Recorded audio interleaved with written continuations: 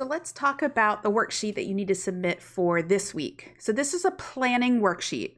Oftentimes, the best way to manage a larger project is to start kind of planning it out, right? To start thinking about timelines, allocating responsibilities, thinking about how you're going to communicate with each other.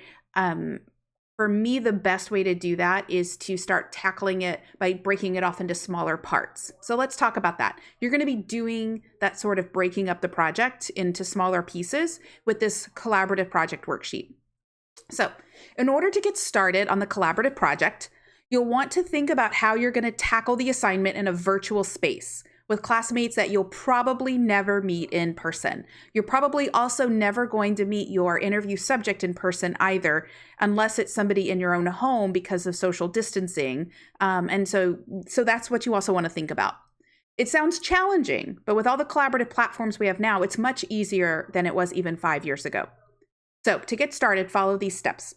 Identify your teammates. So I assigned groups at the beginning of lesson 10. So you'll need to reach out to your group and your teammates and share contact information. The best way to do that is in the Canvas inbox. So find your teammates in the inbox and send them a message. You also want to identify a team lead.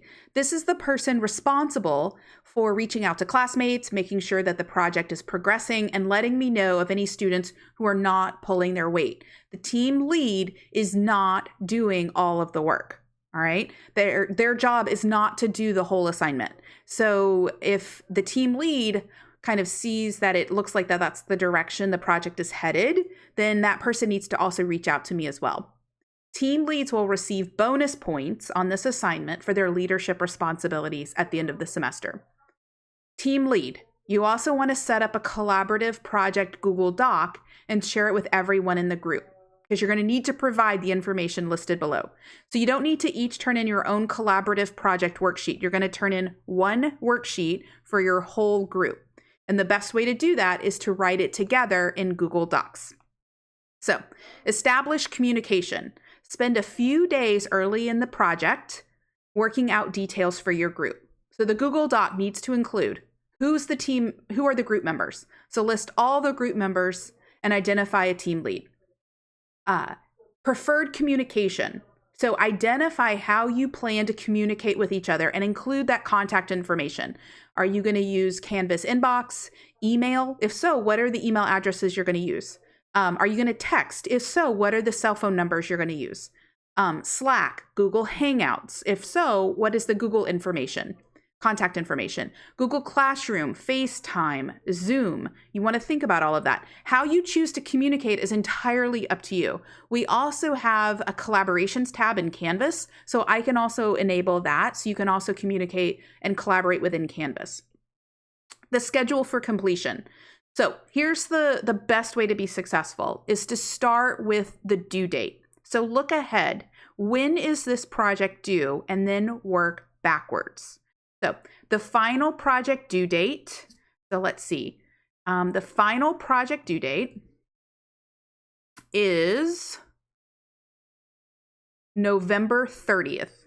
So that is the Monday after Thanksgiving. And nobody wants to work on Thanksgiving, so you need to plan that in your schedule.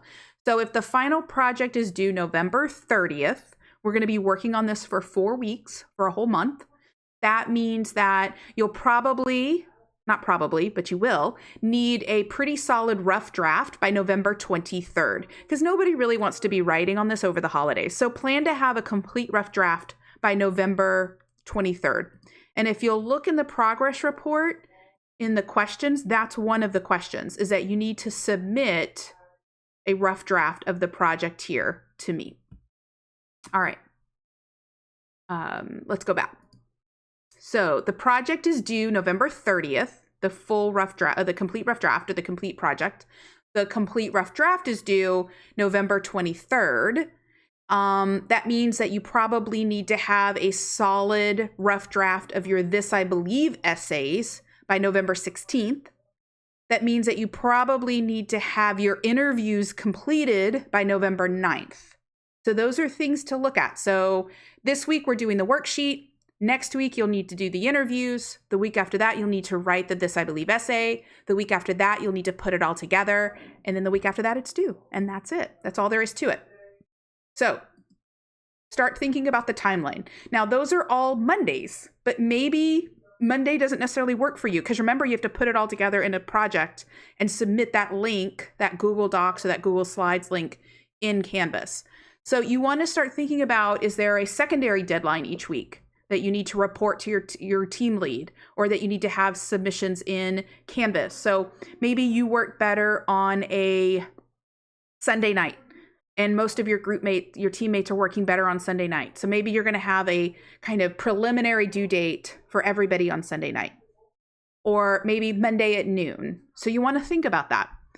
Kind of here's the deadline for each member's completed This I Believe essay, This I Believe rough draft, This I Believe rough draft, completing the interview, completing the introduction, selecting the theme, and delegating sections of the introduction. And then you want to identify a theme. So it has to have some cohesive kind of thread throughout the essay. You want to start thinking about that. If you have any questions, let me know.